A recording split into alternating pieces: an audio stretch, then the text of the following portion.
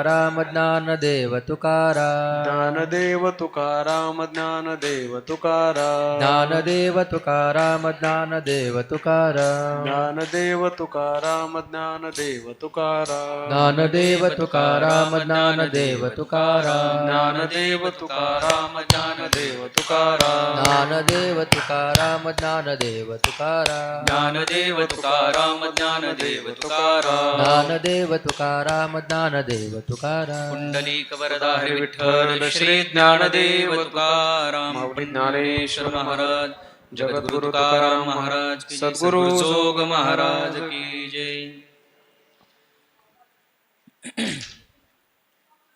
महायोगपीठे तटे भीमरथ्यां वरं पुण्डरीकाय दातुं मुनीन्द्रैः समागत्य तिष्ठन्तमानन्दकन्दं परब्रह्मलिङ्गं भजे पाण्डुरङ्गम्. ॐ नमो ज्ञानेश्वरा करुणाकरा दयाळा तुमचा अनुग्रह लाधलो पावन झालो चराचरी. तुकाराम तुकाराम नाम घेता कापे यम धन्य तुकोबा समर्थ जेने केला पुरुषार्थ. या कुंदेंदु तुषारहार धवला या शुभ्रवस्त्रावृता या वीणावरदण्डमण्डितकरा या श्वेतपद्मासना या ब्रह्माच्युत शंकर प्रभृतिभिर्देवै सदा वन्दिता. सा मां पातु सरस्वती भगवती निशेषजाड्यापहा. सम्पाद्य ज्ञानञ्च विधाय भक्तिं विलोकितो येन समाधिराजः. वैराग्यवन्तं सुविचारयुक्तं नमामि जोगं शिरसा गुरुन्तं. जयांचे केलिया स्मरण होय सकळ विद्यांचे अधिकरण. तेची वंदू श्रीचरण श्री गुरूंचे ते नमस्कारोणी आता. मस्तक माझा पायावरी मस्तक माझा पायावरी या वारकरी संतांच्या.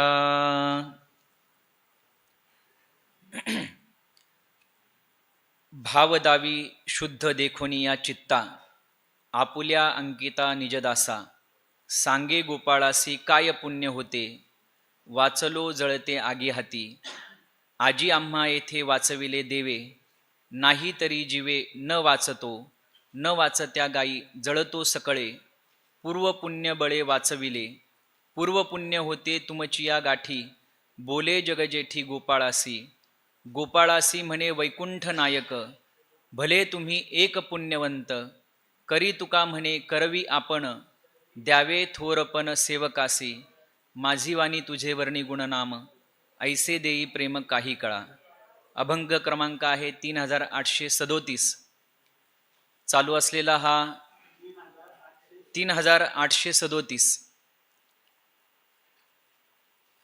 चालू असलेलं हे ज्ञानसत्र गेल्या अनेक वर्षापासून या ठिकाणी संपन्न होत असताना 18 दिवस आपण सर्व जिज्ञासू आणि ज्ञानपिपासू असणारे सर्व साधक मंडळी, सिद्ध मंडळी, साधू मंडळी या ज्ञानगंगेमध्ये न्हावून सुस्नात होण्याचा प्रयत्न आपण सर्व मंडळी करत आहात. अत्यंत साधकांकरता उपयुक्त असणारा हा उपक्रम ज्ञानाचं ग्रहण आणि त्याचबरोबर ज्ञानदान करण्याचं देखील व्यासपीठ या निमित्ताने साधक वृंदांकरता गुरुवर्य साधक हृदय बाबांच्या माध्यमातून आणि त्याचबरोबर ज्ञानेश्वर महाराज संस्थान वेदांत सत्संग समिती यांच्याद्वारा या ठिकाणी संपन्न होत आहे. या ज्ञानगंगेमध्ये काही शिंतोडे माझ्याही अंगावर उडावे आणि जीवन कृतार्थ होण्याचा काहीसा प्रयत्न माझ्याद्वारा घडावा याकरता गुरुवर्य बाबांच्या आज्ञेतून आज या ठिकाणी बसण्याचं काहीसं धाडस मी या निमित्ताने करत आहे.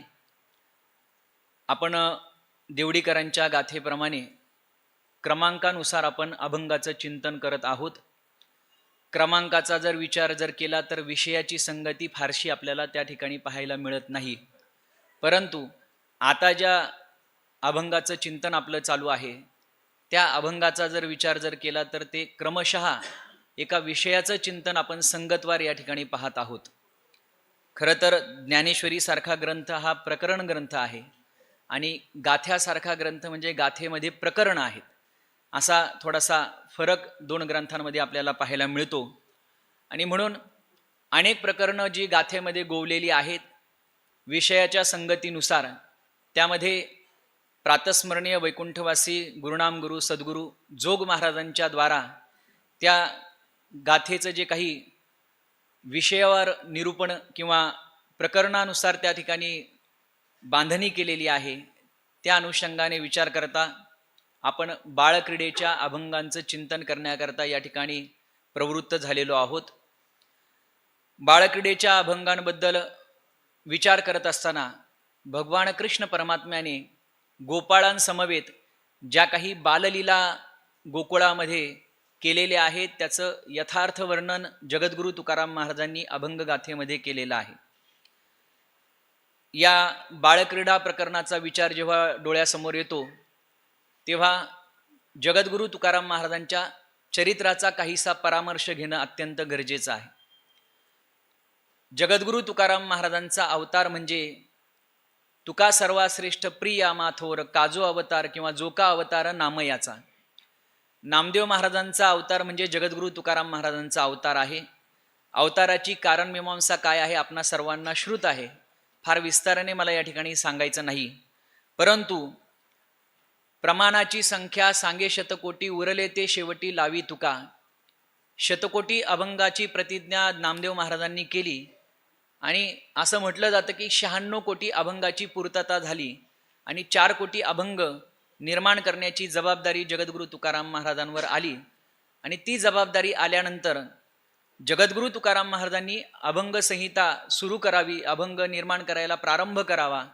याकरता जगद्गुरु तुकाराम महाराजांना दृष्टांत झालेला आहे आणि दृष्टांतामध्ये स्वतः भगवान पंढरीश परमात्मा आणि प्रेममूर्ती असणारे नामदेव महाराज आलेले आहेत. नामदेवे केले स्वप्ना माझी जागे सवे पांडुरंगे येऊन या सांगितले काम करावे कवित्व वावुगे निमित्त बोलू नको.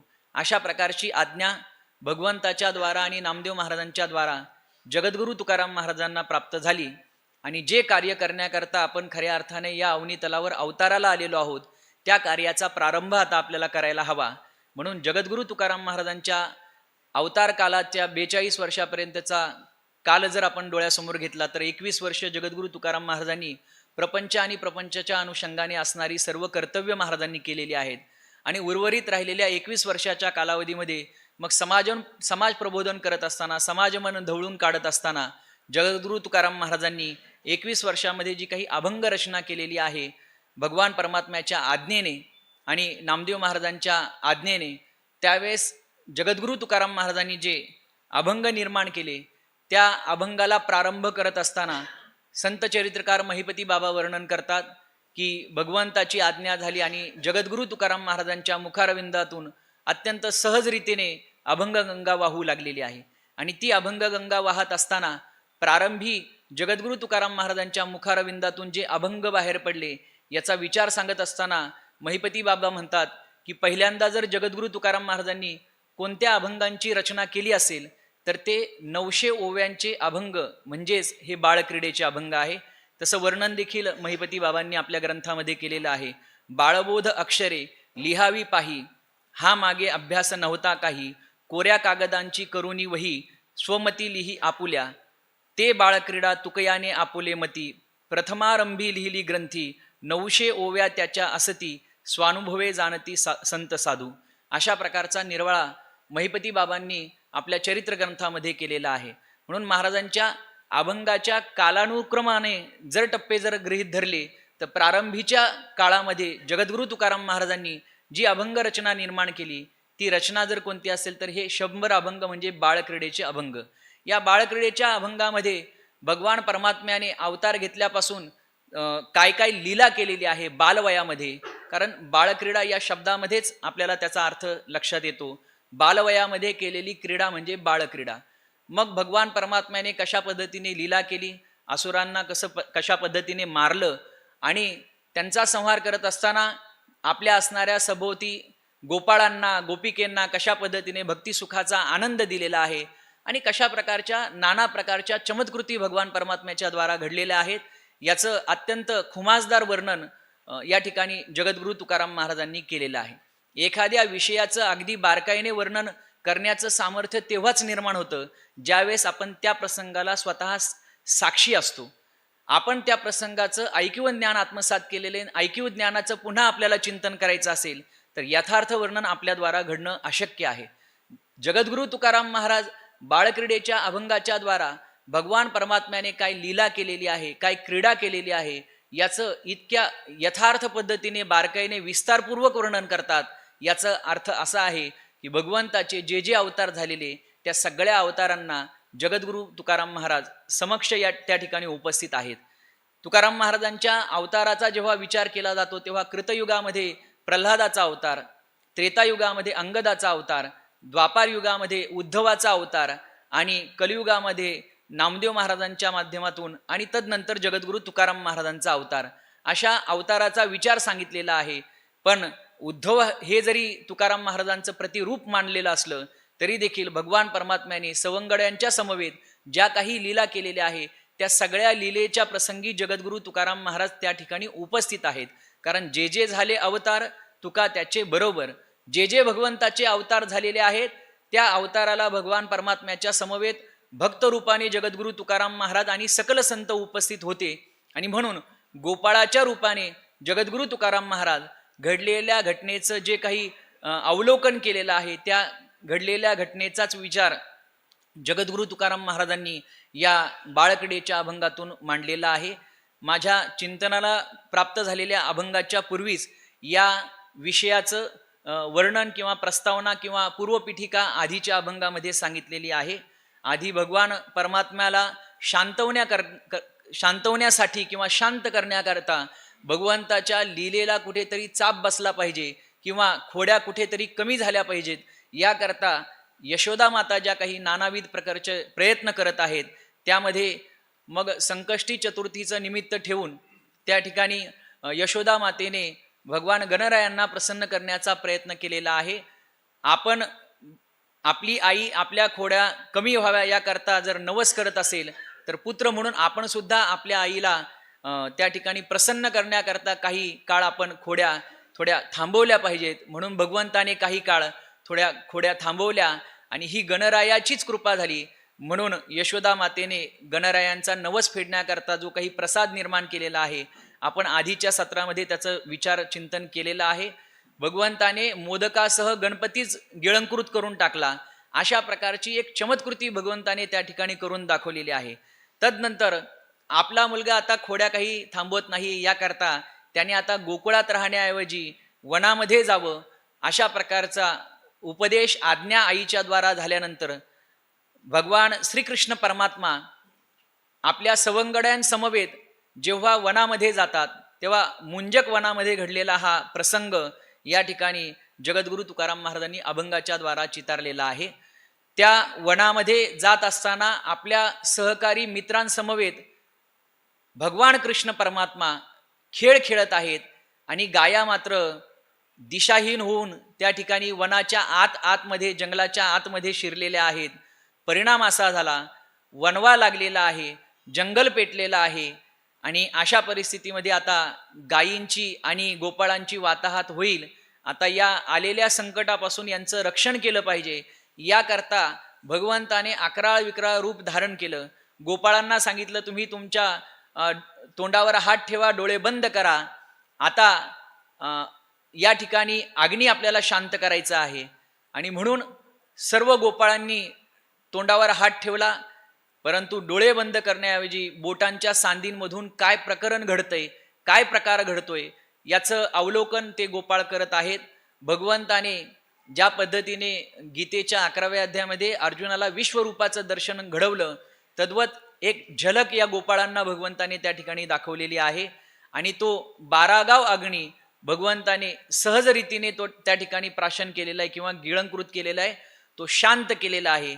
हा सगळा प्रकार त्या गोपाळांनी बोटांच्या सांदींमधून पाहिला आणि पाहिल्यानंतर आत्तापर्यंत आपण सखा म्हणतोय, मित्र म्हणतोय, सवंगडी म्हणतोय, आपला जवळचा सहकारी म्हणतोय, अशा पद्धतीने ज्या कृष्णाला आपण सामान्य म्हणून समजतो तो कृष्ण काही सामान्य नाहीये. त्याच्या ठिकाणी कर्तुम अकर्तुम अन्यथा कर्तुम अशा प्रकारची शक्ती विद्यमान आहे आणि त्या शक्तीच्या द्वारा त्याने तो अग्नी शांत केलेला आहे. हे सगळं पाहिल्यानंतर ते सगळे गोपाळ अचंबित झालेले आहेत, आश्चर्यचकित झालेले आहेत, काही काळ स्तिमित झालेले आहेत.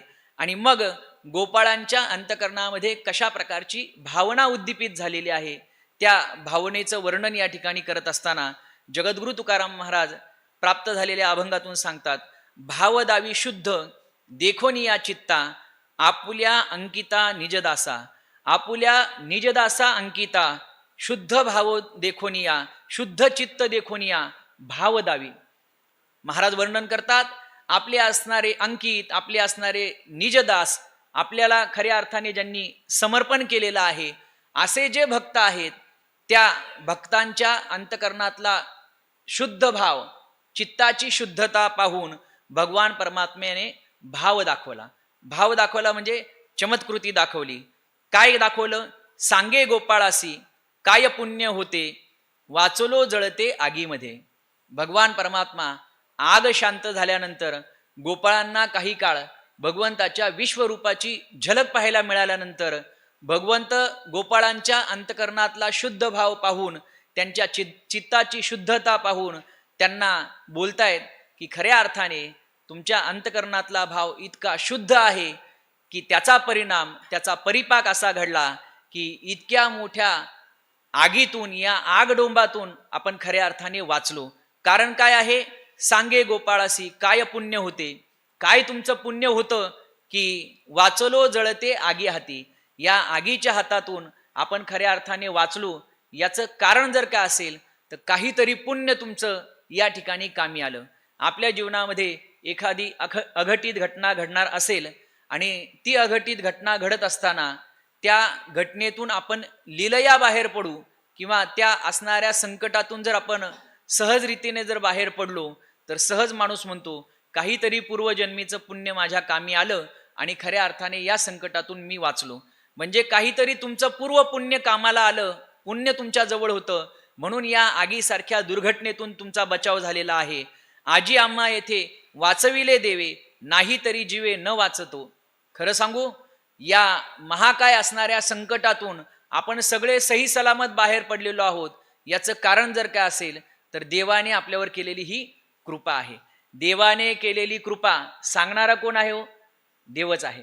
म्हणजे या संकटातून आपल्याला जर कोणी वाचवलं असेल तर हे देवानेच आपल्याला वाचवलेलं आहे. जर कदाचित देवाने वाचवलं नसतं तर आपण काही जीवे वाचलो नसतो. म्हणजे काय? या आगीमध्ये आपण सुद्धा भस्मसात झालो असतो. मग आजी आम्हा येथे वाचविले देवे नाहीतरी जीवे न वाचतो. आपण जीवानिशी या ठिकाणी मेलो असतो, वाचलो नसतो. न वाचत्या गायी जळतो सकळे पूर्व पुण्य बळे वाचविले. आपणच कशाला आपल्या ह्या गाया ज्या या जंगलामध्ये, या मुंजक वनामध्ये शिरलेल्या आहेत ना, ह्या सुद्धा वाचल्या नसत्या, पण त्यांचा सुद्धा बचाव झाला, त्या सुद्धा वाचल्या. काहीतरी आपलं पूर्व पुण्य आहे ते कामी आलं. पूर्व पुण्य होते तुमची या गाठी बोले जगजेठी गोपाळासी. भगवान परमात्मा त्या सगळ्या गोपाळांना सांगतायत काहीतरी पूर्व पुण्य तुमच्या गाठीशी होतं म्हणून खऱ्या अर्थाने तुम्ही सगळे वाचलेले आहात. आता इथे भगवंताने पूर्व पुण्याचा किंवा पुण्याचा विचार सातत्याने जवळपास 2-3दा या ठिकाणी बोलून दाखवलेला आहे. पण बोलताना तुकाराम महाराजांनी देवाच्या मुखामध्ये घातलेले शब्द अत्यंत महत्वाचे. महाराज म्हणतात की भगवंत त्या गोपाळांना म्हणतायत पूर्व पुण्य होते तुमची ये गाठी. म्हणजे तुमच्या गाठीशी पूर्व पुण्य होतं म्हणून वाचलो किंवा म्हणून या ठिकाणी प्राणरक्षण झालेलं आहे. याचा अर्थ असा आहे की पुण्य पाप याच्या पलीकडचं माझं जीवन आहे. म्हणजे माझ्या गाठी पूर्व पुण्य होतं, मी पुण्यवान होतो माझ्या पुण्याईने, असं न म्हणता भगवंत म्हणतात तुमच्याकडे पूर्व पुण्य होतं. म्हणजे पुण्य आणि पाप याच्या अतीत माझं जीवन आहे. म्हणून तुमच्या पुण्याचा त्या ठिकाणी स्मरण भगवान परमात्मा या ठिकाणी करून देतात. पूर्व पुण्य होते तुमची या गाठी बोले जग जेठी गोपाळासी. भगवान परमात्मा गोपाळांना सांगतायत. म्हणजे जगाचा मालक असणारा ब्रह्मांड नायक भगवान कृष्ण परमात्मा त्या ठिकाणी गोपाळांना जाणीव करून देत आहेत. गोपाळासी म्हणे वैकुंठ नायक, वैकुंठाचा अधिपती असणारा भगवान परमात्मा, भले तुम्ही एक पुण्यवंत, तुम्ही एक भले आहात आणि पुण्यवंत आहात. अशा प्रकारे त्यांना, त्या गोपाळांना, आपण पुण्यवान आहोत, आपण चारित्र्य संपन्न आहोत, आपल्या चित्ताची शुद्धी झालेली आहे, आपण भले म्हणजे आपण चांगले आहोत, याची जाणीव भगवान परमात्म्याने या घटनेतून, या प्रसंगातून करून दिलेली आहे. करी तुका म्हणे करवी आपण, द्यावे थोरपण सेवकासी. पहा, करता करविता भगवान परमात्मा स्वतः आहे, करणारा तो भगवान परमात्मा आहे. पण कुठेही तशा प्रकारचा अभिनिवेश आपल्या स्वतःच्या ठिकाणी न घेता तुमचं पुण्य खऱ्या अर्थाने तुमच्या कामी आलेलं आहे. तुम्ही चांगलं पुण्य केलं, तुमचं पूर्वपुण्य खऱ्या अर्थाने या ठिकाणी कामी आलं आणि या असणाऱ्या भीषण संकटातून तुम्ही वाचलेले आहात. म्हणजे त्या गोपाळांना वाचवणारे भगवंत, फार कशाला, आग निर्माण करणारेही देवच आहेत आणि आग विझवणारे कोण आहेत? देवच आहे. म्हणजे सगळं करणारे देव आहेत. परंतु हे सगळं करत असताना देखील आपल्या सेवकाचं रक्षण आपण केलेलं आहे, अशा प्रकारचा अहंकार आपल्या ठिकाणी न ठेवता भगवान परमात्मा हा सगळा मोठेपणा आपल्या भक्तांना बहाल करून देत आहेत. तुका म्हणे करवी, तुका म्हणे करवी आपण, करी तुका म्हणे, करणारा भगवान परमात्मा, करवी आपण, करणारा तो भगवान परमात्मा, परंतु द्यावे थोरपण सेवकासी, आपल्या असणाऱ्या सेवकांना थोरपण देणारा असा उदाराचा राणा कोण आहे हो? म्हणजे आपुलेची पद देसी दासा, असा कोण आहे जगामध्ये? मालक आणि नोकर या दोन जेव्हा संज्ञा डोळ्यासमोर येतात, किंवा ही दोन पात्र जेव्हा डोळ्यासमोर येतात, तेव्हा मालकाला नेहमी वाटतं की नोकर हा कायम नोकरच राहिला पाहिजे, तो दासच राहिला पाहिजे. परंतु भगवान परमात्म्याच्या बाबतीत थोडं वेगळेपण आहे. भगवान परमात्मा सेवकांवर इतकं जीवन बहाल करून देतात, त्या सेवकांच्या प्रती भगवान परमात्मा इतके समर्पित असतात. म्हणजे पहिला टप्पा म्हणजे सेवकाने भगवंताशी समरस होत असताना जीवभाव सुद्धा त्या देवाला समर्पित करावा. एकदा जीवभाव भगवान परमात्म्याला समर्पित केला की भगवान परमात्मा मग त्या गोपाळाची किंवा त्या भक्तांची सगळी संकट आणि त्या संकटातून दूर करण्याची जबाबदारी भगवान परमात्मा घेत असतो. मग कधी कधी आपल्या स्वतःच्या प्रतिज्ञेला सुद्धा भगवान परमात्मा मागे सारतात आणि भक्तपण केला काय भीष्मपण केला खरा आणि धनुर्धरा रक्षिले. म्हणजे त्या कुरुक्षेत्राच्या धर्मयुद्धाच्या त्या रणभूमीमध्ये भगवंताने प्रतिज्ञा केलेली होती की मी हातामध्ये शस्त्र घेणार नाही. सांगेल फार फार तर 2-4 ज्ञानाच्या गोष्टी, सल्ला वगैरे सांगेल, परंतु मी शस्त्र धारण करणार नाही.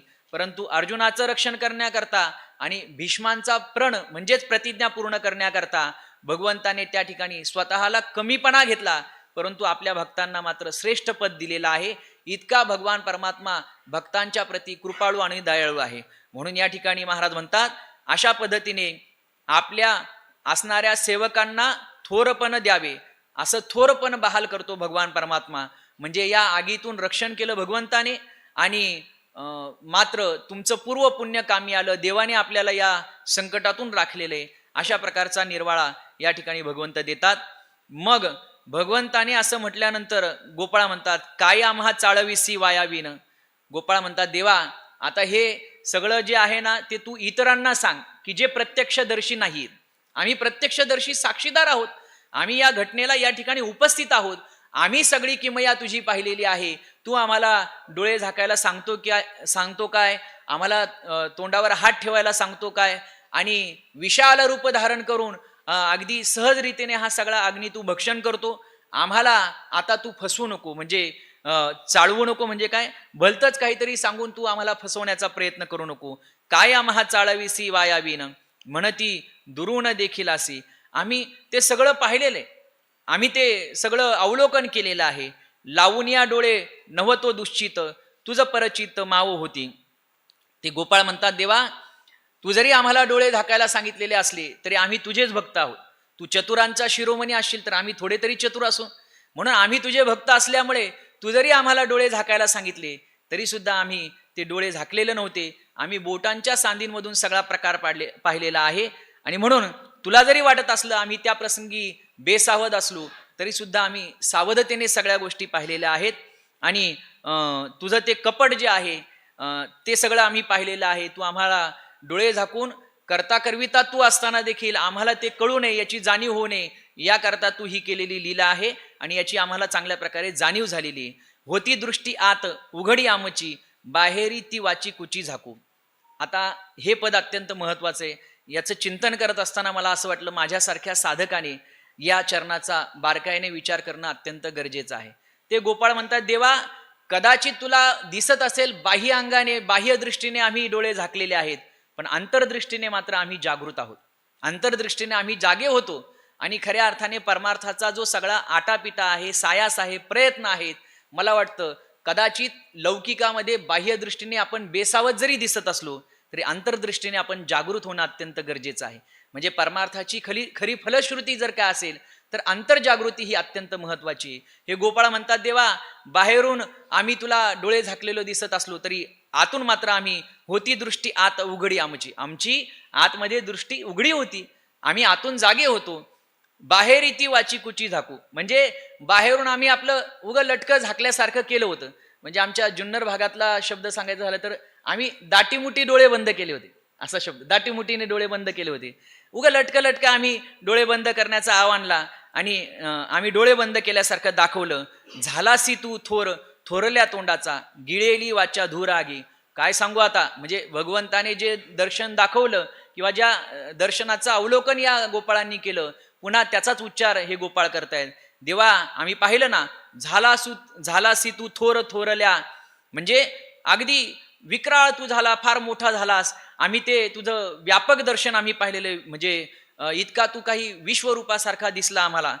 झालासी तू थोर थोरल्या तोंडाचा, आणि तुझं जे तोंड आहे ते विशाल असं वाचलेलं आम्ही पाहिलेलं आहे, आणि थोरल्या तोंडाचा तू झालेला, थोर झालेला आम्ही तुला पाहिला. आणि गिळेली वाचा धूर आगी, आणि अगदी सहज पद्धतीने ती आग आणि तो सगळा धूर तू सहज रीतीने गिळून टाकला. आगी होत खातो ऐसा आमचा सांगाती, आनंदे नाचती भोवताली. आणि आमचा सवंगडी, आमचा सखा, आमचा प्राणनाथ भगवान कृष्ण परमात्मा हा आग गिळतो, एवढं सामर्थ्य त्याच्या ठिकाणी आहे. आणि म्हणून हे पाहून, हे ऐकून त्या गोपाळांना अत्यानंद झालेला आहे आणि ते गोपाळ आनंदाने त्या ठिकाणी नाचत आहेत. भोवती आपणा मिळविली देवे, तुका म्हणे ठावे नाही ज्ञान. आणि मग भगवान परमात्मा म्हणतात की अशा पद्धतीने अवतीभोवती ते सगळे गोपाळ झालेले आहेत, एकत्र झालेले आहेत आणि भगवंताच्या या लीलेचा आनंद घेत आहेत. परंतु या ठिकाणी जगद्गुरु तुकाराम महाराज म्हणतात, तुका म्हणे ठावे नाही ज्ञान. जरी देवाने विश्वाकार रूप घेतलेलं असलं आणि त्या आगीचं जरी भक्षण केलेलं असलं तरी हे गोपाळ इतके साधे आहेत, यांचं अंतकरण इतकं सौम्य पद्धतीचं आहे, यांची चित्तवृत्ती इतकी विमल आहे, पवित्र आहे. आणि अशा पवित्र भावाने ते गोपाळ खऱ्या अर्थाने भगवंताला शरण गेलेले आहेत. तुका म्हणे ठावे नाही ज्ञान, भोवती आपणा मिळविली देवे, तुका म्हणे ठावे नाही ज्ञान. परंतु हे गोपाळ आपले साधे बोळे आहेत, ज्याला आपण चातुर्याचं ज्ञान म्हणतो, अशा प्रकारचं ज्ञान त्यांच्याकडे नाही. आध्यात्मिक त्यांचा अधिकार अलौकिक आहे, परंतु सामान्य पद्धतीचं असणारं ज्ञान त्यांच्या ठिकाणी नाहीये. ज्याला कपटाचं ज्ञान म्हणतो, ज्याला फसवेगिरीचं ज्ञान म्हणतो, अशा प्रकारचं ज्ञान त्यांच्याकडे नसावं, अशा प्रकारचा भाव या ठिकाणी असावा. पुढील अभंगामध्ये जगद्गुरु तुकाराम महाराज म्हणतात, नाही त्याची शंका वैकुंठ नायका, नेनती ते एका विनदुजा. नाही त्याची शंका वैकुंठ नायका, नेनती ते एका विनदुजा. या ठिकाणी ते जे गोपाळ आहेत त्यांच्या ठिकाणी भगवान परमात्म्याच्या विषयी असणारा जो काही भाव आहे तो अन्य ठिकाणी नाही. आणि म्हणून अशा विशुद्ध अंतकरणाने त्या वैकुंठ नायकाला ते भजतायत, त्याला शरण गेलेले आहे, त्याच्याविषयी प्रेम आहे. आणि म्हणून त्या भगवंताशिवाय ते कोणालाही जाणत नाही. आणि याची त्या वैकुंठ नायकाला याची जाणीव आहे. नाही त्याची शंका वैकुंठ नायका, नेनती ते एका विनदुजा. एका विनदुजा नेनती ते एकाशिवाय दुसऱ्या कोणालाही जाणत नाहीत. आणि याविषयी भगवान परमात्म्याच्या ठिकाणी कोणत्याही प्रकारची शंका नाही. जाणती या सवे येऊन येदी हरी, तर्कवादी दुरी दुराविले. आणि या ठिकाणी जगद्गुरु तुकाराम महाराज म्हणतात की जे जाणते आहेत, जे ज्ञानी आहेत, त्यांच्या सवे येऊन येदी हरी, हरी त्यांच्या सवे येऊन येदी, भगवान परमात्मा त्यांच्या सोबत जात नाही. तर्कवादी दुरी दुराविले, जे तर्कवादी आहेत, कोणत्याही विषयावर त्या विषयाला फाटे फोडत असताना कुतर्क जे करतात, जसं तुकोबराय म्हटले, तार्किकाचा टाका संग पांडुरंग स्मरावं, अशा पद्धतीने तर्कवादी जे आहेत भगवान परमात्मा त्यांच्यापासून दूर आहे. वादियांसी भेद निंदा अहंकार देऊनिया दूर दुराविले. आणि ज्यांना वाद करण्याची अत्यंत खुमखुमी आहे. मी अनेक माणसं अशी पाहिली, बुद्धिमान देखील आहेत, ज्ञानही त्यांच्याकडे आहे, अनेक ग्रंथांचं त्यांनी चिंतनही केलेलं आहे, परंतु तर्क करणं हा त्यांचा मूळ स्वभाव असल्यामुळे आणि वाद करण्यामध्ये त्यांना आनंद वाटत असतो. काही वादामध्ये संतुष्ट होतात आणि काहींचं तत्व असतं वादो नावलंब्या, हा वादाचा अवलंब करायचा नाही, परंतु काही लोकांना वादामध्येच आनंद वाटतो. मग ते आपलं ज्ञान किती प्रगल्भ आहे, आपण किती विद्वान आहोत, किती ज्ञानी आहोत याची शेखी कायम मिरवत असतात. परंतु भगवान परमात्मा मात्र वादियासी भेद निंदा अहंकार, ज्यांच्या ठिकाणी अहंकार आहे, जे कायम इतरांची निंदा करतात, ज्यांची वृत्ती भेदबुद्धीची आहे आणि ज्यांचा स्वभाव वाद करणाऱ्याचा आहे, अशांपासून भगवान परमात्मा देऊनिया दूर दुराविले. मग भगवान परमात्मा त्यांना अगदी दूर ठेवतो आणि त्यांच्यापासून भगवान परमात्मा दूर राहतो. म्हणजे जे जाणते आहेत, ज्यांच्या ठिकाणी जाणतेपणाचा अहंकार आहे, वादामध्ये ज्यांना आनंद आहे, ज्यांची बुद्धी भेदयुक्त आहे आणि ज्यांचा स्वभाव कायम इतरांची निंदा करणारा आहे, अशांपासून भगवान परमात्मा कोसोमिल दूर राहतो.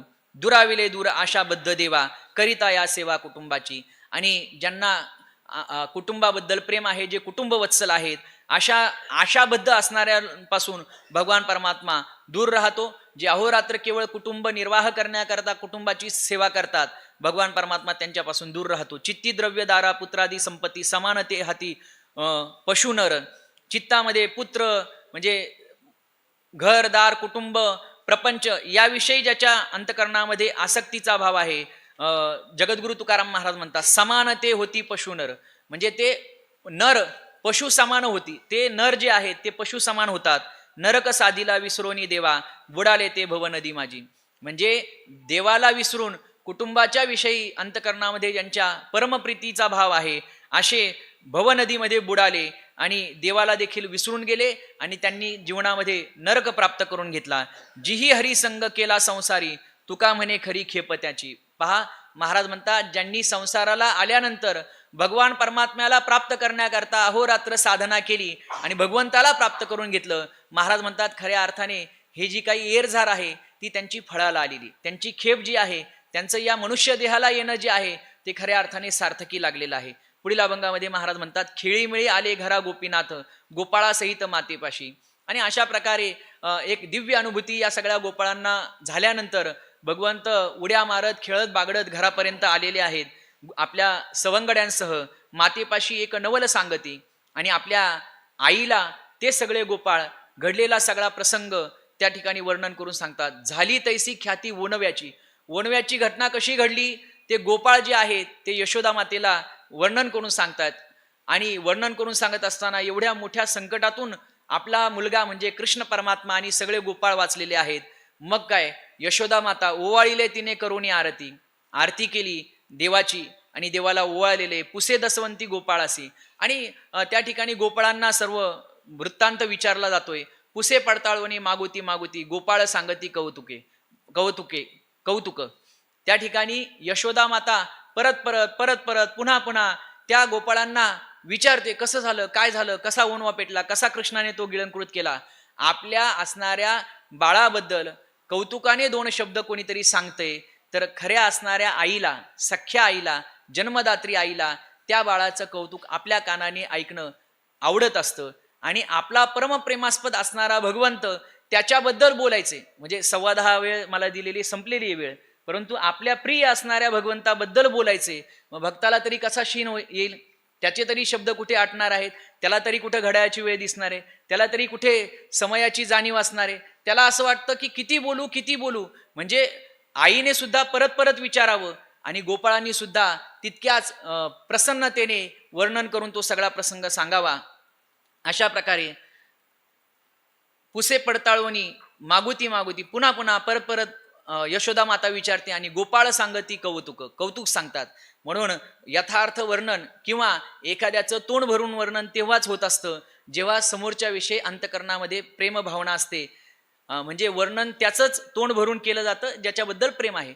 आणि म्हणून यशोदा माता आणि गोपाळ यांचं देवावर असणारं प्रेम आणि ते प्रेम अभिव्यक्त करत असताना आईने पुन्हा पुन्हा विचारावं आणि गोपाळांनी पुन्हा पुन्हा सांगावं, कौतुक कानी ऐकता त्यांचे न साहे लवता आड पाते. नाही, कौतुक कानी ऐकता त्याचे बोलता ये वाचे विटणे. म्हणजे भगवंताचं कौतुक तोंड भरून करत असताना त्या गोपाळांना वीट येत नाही आणि त्यांच्या वाणीला शीन येत नाही. आणि त्याचबरोबर यशोदा मातेला सुद्धा ऐकण्याकरता कंटाळा त्या ठिकाणी येत नाही. नयन गुंतले श्रीमुख पाहता न साहे लवता आडपाते. आणि भगवंताचं ते असणारं नयनरम्य चित्त आकर्षक असणारं भगवान परमात्म्याचं ते रूप त्या ठिकाणी अवलोकन यशोदा माता करते. आणि ते अवलोकन करत असताना यशोदा मातेला वाटतंय या डोळ्यांना असणारी झापड म्हणजे पापण्या ह्या कावरक सारख्या खाली लवतायत. जर कदाचित या पापण्या नसत्या तर मी म्हणजे विना अडथळा भगवान परमात्म्याचं अवलोकन करू शकले असते. म्हणजे त्या सगळ्या घटनेमध्ये पाहता यशोदा मातेला भगवान कृष्ण परमात्म्याला पाहत असताना जे पातळ डोळ्याचं म्हणजेच पापण्या ज्या आडव्या येत आहेत त्या आडव्या येणं सुद्धा त्या यशोदा मातेला सहन होत नाहीये. तेव्हा कौतुक कळू आले काही हळूहळू दोही मायबापा. आणि या पद्धतीने हळूहळू भगवंताचं कौतुक त्या ठिकाणी आई आणि वडिलांना कळालेलं आहे. हळूहळू त्यांचे पुण्य झाले वाढ, वारले हे जाड तिमिराचे. तिमिराचं असणारं जे जाड आहे म्हणजे तिमिराचा जो आडपदर आहे तो सुद्धा त्या ठिकाणी संपुष्टात आलेला आहे. आणि त्यांचं पुण्य सुद्धा वाढ म्हणजे अधिक पटीने वाढलेले. तिमिर हे तेथे राहो शके कैसे झाली या प्रकाशे गोविंदाच्या. गोविंदाचा ज्ञानाचा प्रकाश किंवा कृपेचा प्रसाद आपल्या जीवनामध्ये प्राप्त जर झाला तर मग तिमिर कसलं राहणार आहे. म्हणजे सूर्याने ठरवलं अंधाराला पाहायचं, पण सूर्योदय झाल्यानंतर अंधार काही तिथे राहतो का? तो अंधार तिथे म्हणजे औषधाला सुद्धा शिल्लक राहत नाही. तसं भगवान परमात्म्याची कृपा जर झाली तर मग कोणत्या प्रकारचं अज्ञान अंधकार आपल्या जीवनामध्ये राहणार आहे त्याचं समूळ नायनाट त्या ठिकाणी झालेलं आहे. तिमिर हे तेथे राहो शके कैसे झाली या प्रकाशे गोविंदाच्या. गोविंदाच्या प्रकाशे तेथे तिमिर कैसे राहो शके. नाही का, देवाची कृपा झाल्यानंतर तिथे काय तिमिर राहणार आहे का? अजिबात राहू शकत नाही. दावी तुका म्हणे देव ज्या आपणा पालटे तो क्षणा माझी एका. देवाने जर ठरवलं की एखाद्यावर कृपा जर करायची नाही का तर भगवान परमात्मा काय करू शकत नाही. नाही का, यत्कृपा तमहम वंदे परमानंद माधवम. म्हणजे मुकम करोती वाचालम पंगुम लंघयते गिरिम यत्कृपा तमहम वंदे परमानंद माधवम. भगवान परमात्म्याने एकदा कृपा जर एखाद्यावर केली तर त्याचं दिव्य आणि अलौकिक जीवन घडत असतं. म्हणून आपणही या ज्ञानसत्रामध्ये जे काही सहभागी झालेलो आहोत कुठेतरी ज्ञानोबरायांची आपल्या सद्गुरुदेवांची आणि भगवान पंढरीश परमात्म्याची कृपा आपल्यावर व्हावी या भूमिकेतून आपण सर्व मंडळी या ठिकाणी उपस्थित असता. खरं तर या ज्ञानसत्राला प्रत्यक्ष रूपाने मी थोडं अनुपस्थित राहण्याचा जाणीवपूर्वक प्रयत्न करत होतो. कारण मला माहिती होतं बाबांच्या नजरेत जर आपण आलो म्हणजे त्यांच्या टप्प्यात आलो की ते आपल्याला या ठिकाणी बसवण्याचा अट्टहास करणार. आणि खरं तर मी नेहमी बोलत असतो की गुरुवर्य बाबा हे केवळ विद्यार्थ्यांना वेदांताची नजर देत नाहीत तर वेदांत जगला पाहिजे अशा प्रकारचं अमृत प्रत्येक साधकाला ते पाजत असतात. आणि म्हणून गुरुवर्य बाबांची कृपादृष्टी, बाबांचा असणारा संसर्ग म्हणा किंवा सहवास हा जीवनाचं कल्याण करणारा या निमित्ताने असतो. मी या ठिकाणी बसण्याचा केविलवाना प्रयत्न या निमित्ताने केलेला आहे की गुरुवर्यांच्या आज्ञेचं उल्लंघन होऊ नये म्हणून. आणि दुसरी गोष्ट म्हणजे गुरुवर्यांनी माझ्यासारख्या पामराला या ठिकाणी बसण्याचा आग्रह या करता करावा की प्रवाहापासून पतित होऊ नये म्हणून. आणि म्हणून गुरुवर्यांच्या अंतरातली असणारी भावना, कारण अलीकडे बरेच दिवस झाले पाठाला माझे खाडे होऊ लागलेले आहेत आणि म्हणून प्रवाहापासून कुठेतरी दुर्लक्षित होत चाललेला घटक मुख्य प्रवाहामध्ये आला पाहिजे अशी तळमळ गुरुवर्य बाबांच्या अंतकरणामध्ये. त्यांची कृपा, त्यांची कुर्मदृष्टी कायम माझ्यासारख्या साधकावर होत राहावं. आणि या ठिकाणी त्यांचं दर्शन घेऊन बसलो आणि माऊलींना त्या ठिकाणी प्रार्थना केली की माऊली गुरुवर्य बाबा ज्या पद्धतीने कृपा करतील त्या पद्धतीने थोडासा बोलण्याचा प्रयत्न करेल. झालेली सेवा प्रातस्मरणीय वैकुंठवासी गुरुनाम गुरु सद्गुरु जोग महाराज संस्थेतील सर्व गुरुवर्य बाबा माझे परमार्थ प्राण असणारे गुरुवारी पांडुरंग महाराज घुले आणि संप्रदायातील असणारे सर्व संत महात्म्यांच्या कृपेने अल्पसप बोलण्याचा मी या ठिकाणी प्रयत्न केलेला आहे. झालेली सेवा या सेवेला येथेच पूर्णविराम. पुंडलिक वरदा हरी विठ्ठल श्री ज्ञानदेव तुकाराम पंढरीनाथ भगवान की जय. माऊली ज्ञानेश्वर महाराज की जय. जगद्गुरु तुकाराम महाराज की जय. सद्गुरु जोग महाराज की जय. विठ्ठल विठ्ठल विठ्ठल. ज्ञानदेव तुकाराम ज्ञानदेव तुकाराम.